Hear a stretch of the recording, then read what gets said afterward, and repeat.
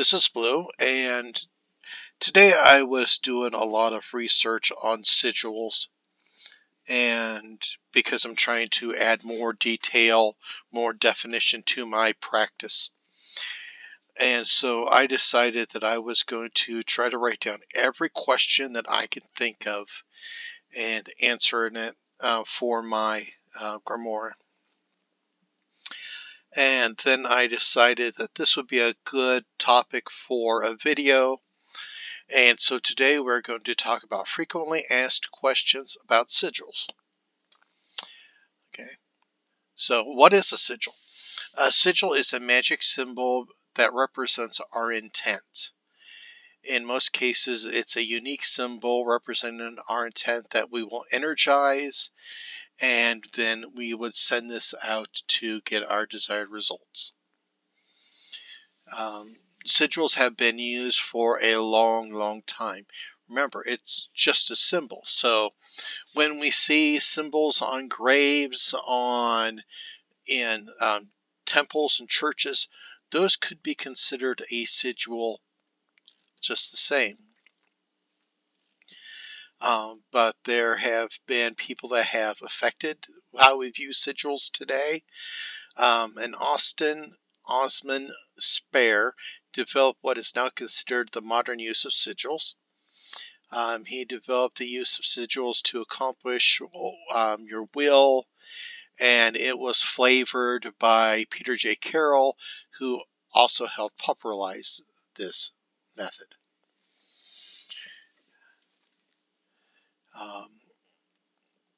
What is your statement of intent? Well, it's simply writing a detailed couple sentences, preferably one if you can, where you put down what your desired results are. Do not be too general. This is detailed for many reasons, mostly because magic is fickle. Okay. You can use a sigil for almost anything.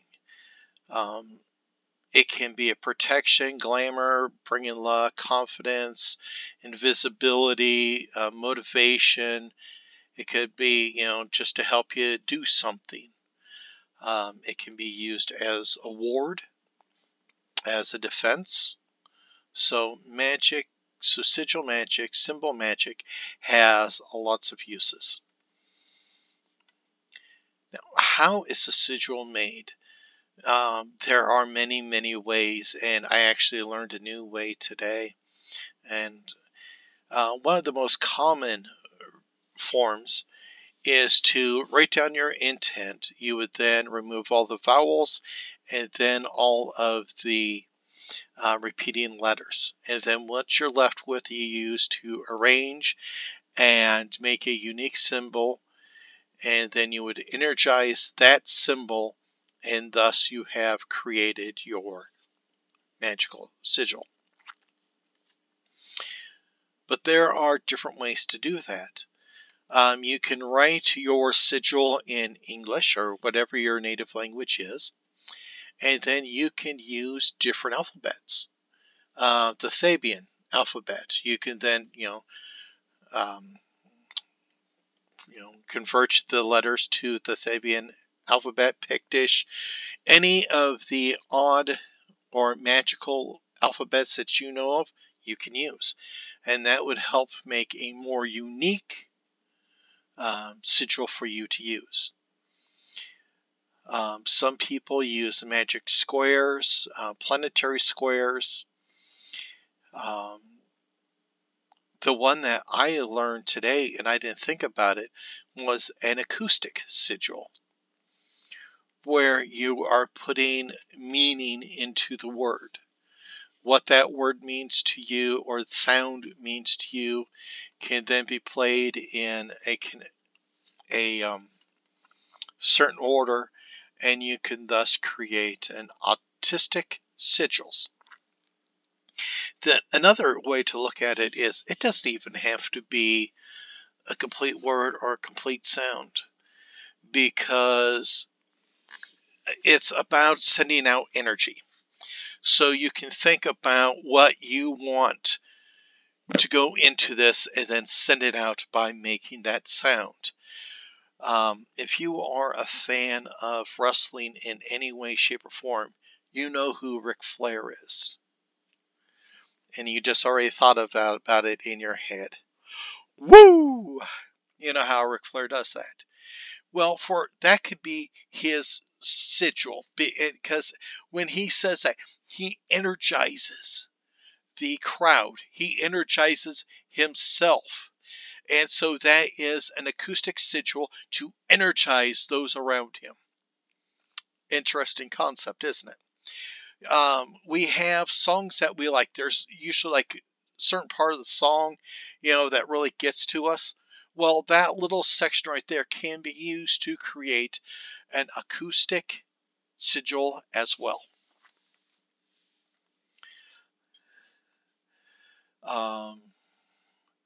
Where do you put your sigils? Now, most commonly, you can just put it on a piece of paper. I would highly suggest that you be a sigil per piece. Do not try to put 20 sigils on a piece of paper. You know, you do one sigil per paper if you're storing them. However, there are people that do multi-sigil events where they have created like 3 or 4 sigils that can work together. Well, okay, then you can put that on that piece of paper, and you can put them in the system that they need to be into, and then you can charge it and utilize it as that. But if you are putting it in your grimoire for use at a later time, one sigil per page, with the intent written above it. I have looked at some websites and where people are saying that they forgot what that sigil was for. So put the intent above that sigil so that you do not forget. Charging a sigil. Now, this is kind of weird in some ways. To charge a sigil, you need to put some energy into it. And there are many different ways. I would highly consider, when you go hear what I'm saying, that you figure out that there are certain spells, certain intents where certain ideas would work better than others. I'll explain. You can burn it. You can leave it in the sunlight or moonlight. Run water over it. Bury it. You can direct your own energies into it. Raven Grimassi, at a lecture that I was at, said that you receive with your right hand and you broadcast with your left. So what you could do is take that sigil, put it on your altar, and take your left hand, palms down on that sigil. Take your right hand, put it in the air, and then you would absorb energy, run it through your system, and then put it into the sigil. You can also just put both of your hands down on the sigil if you do not agree with what Raven Grimassi says. Okay. Place it under a charging phone or electrical device. Well, energy is energy. It does have some sense, but I kind of like to, use more natural, primitive energies. Sex or an orgasm. Yes, it's actually listed in some of the websites that I've looked at. You can use sex for certain sigils. And one of them even said masturbation. Again, consider what the sigil's for before you decide to turn on Pornhub. Okay? Blood. Now, a lot of people have used blood for sigils. Yes.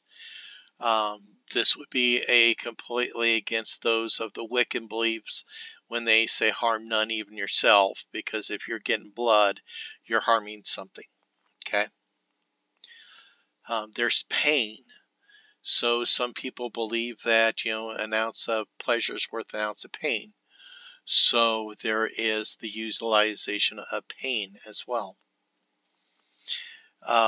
Dancing, running. Okay. Well, some people would like to do a dance. If you're in like a ritual around a circle with the group, playing some music and dancing around the altar where the sigil is at is a way that you can charge your sigil. And the last one is drying it in your food and eating it. So you can literally take the scene from Close Encounters of the Third Kind. Get that plate of mashed potatoes, draw your sigil in there, add a little salt and pepper, and then you can eat that sigil, which would be good if you are talking about like a dietary sigil or something that is internal for you. That might be a good way to do that particular type of sigil. How long you charge a sigil? Well, really, there is no time limit because some things, if you're burning it or eating it or whenever the sexual act is done, it's done. However, it's logical. The longer you have it out to charge, the better. Some people would say, like if you're leaving out in sunlight, moonlight, at least 1 or 2 hours would be fine. I myself would leave it out overnight. If you are like using dance, play multiple songs. 3 to 5 songs would probably be perfect. And that's how you charge it. And it's so really charging a sigil is relatively easy. If you do not want the sigil to be used right away, you can place a trigger into the sigil, but I prefer to not do that.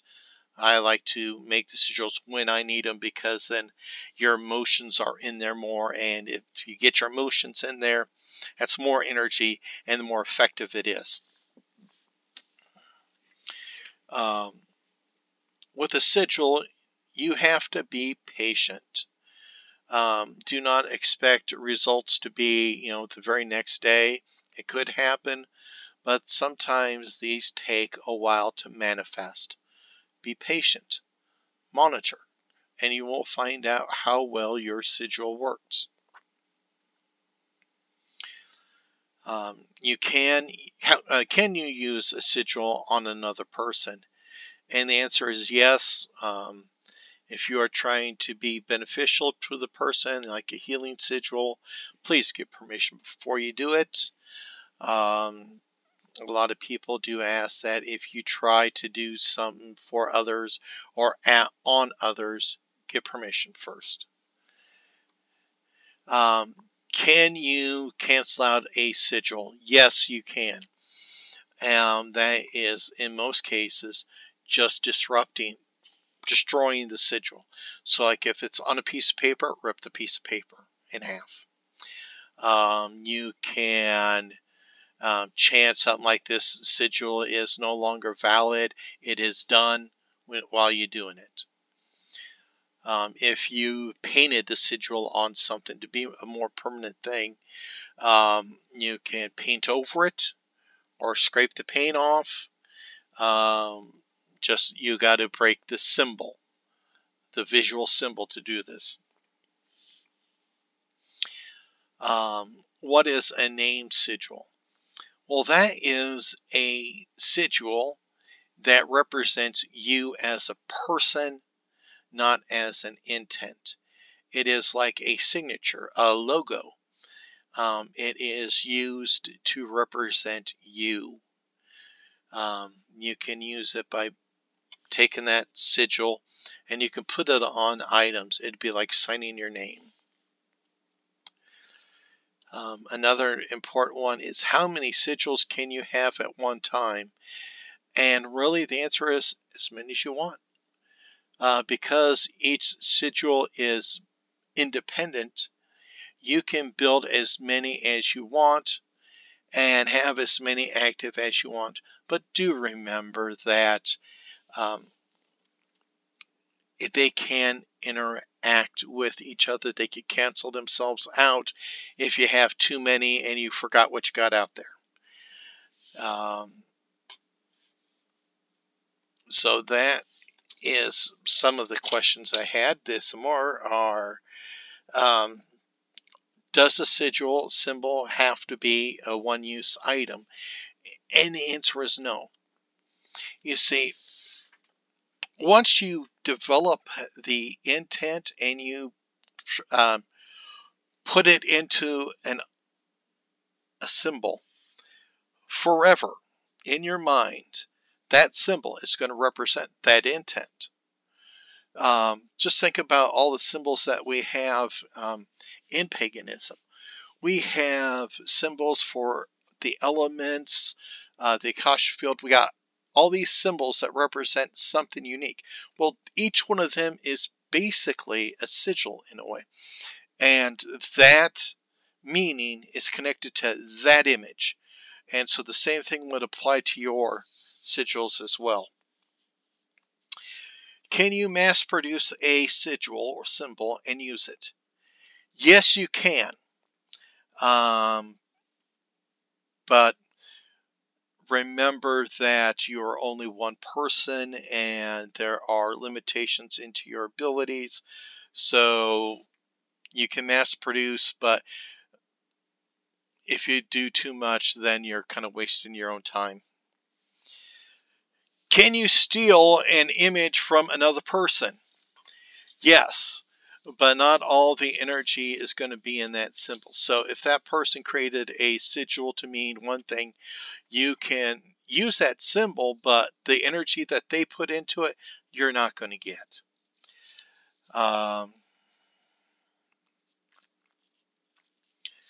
Can you create a sigil to work as a battery, shield, or Horcrux?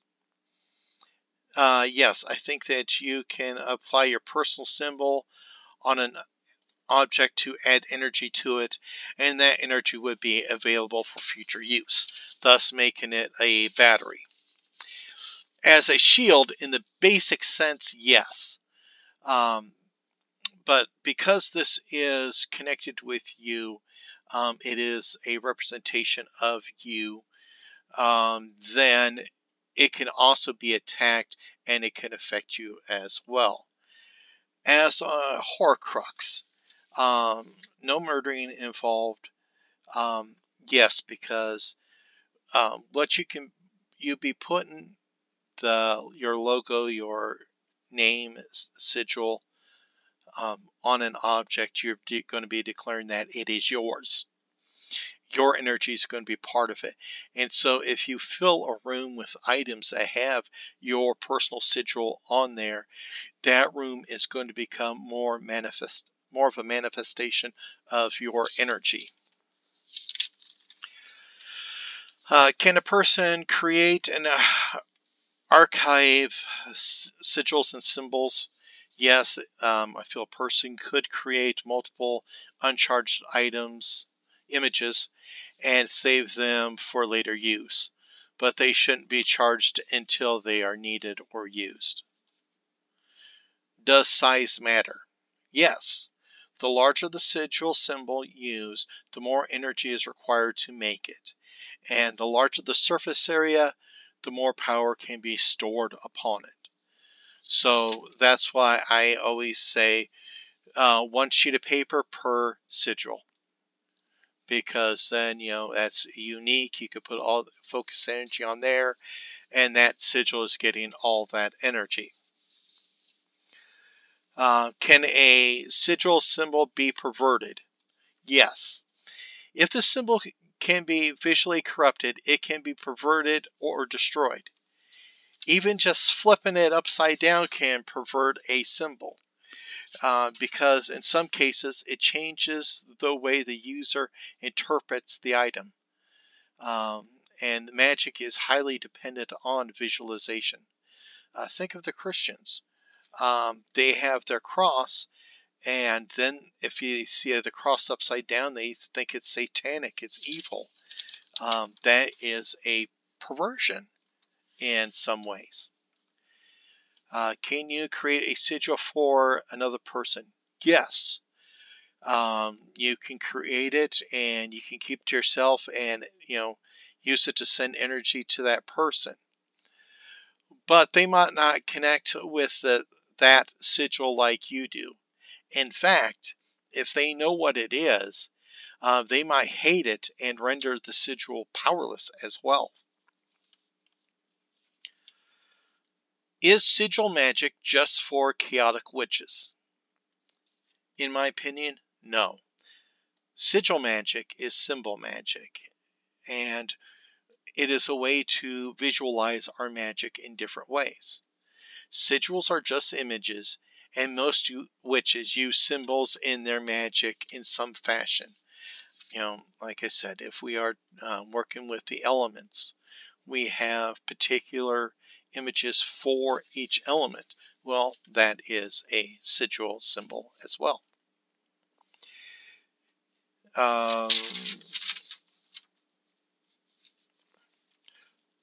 Okay, and then a little bit more on the number of sigils.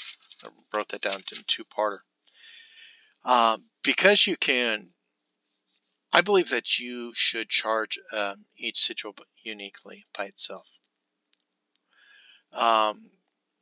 Mostly because if you have two sigils that you're working on that kind of have opposing views, they would cancel each other out, so you can't charge them at the same time. So you can make 20 sigils in a night.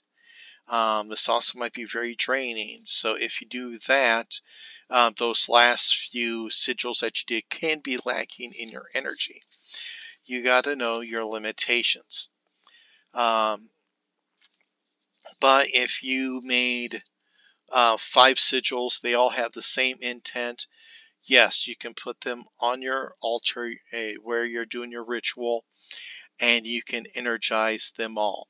If you're doing a personal touch, you can have them all out in the sunlight, the moonlight.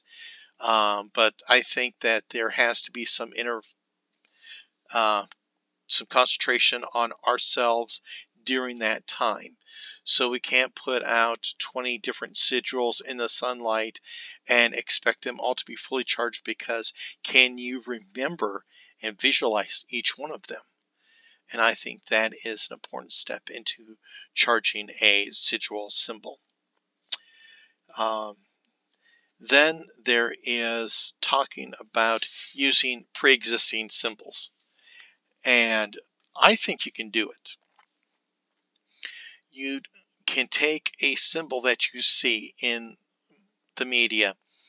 If it catches your eye and it makes you feel something, it yells at you, use it. An example of this would be from Star Wars, the Federation, not the Federation, oh gosh, don't shoot me for that one. The Rebels, okay, they had their own little symbol, remember? Just like the Empire had their symbol.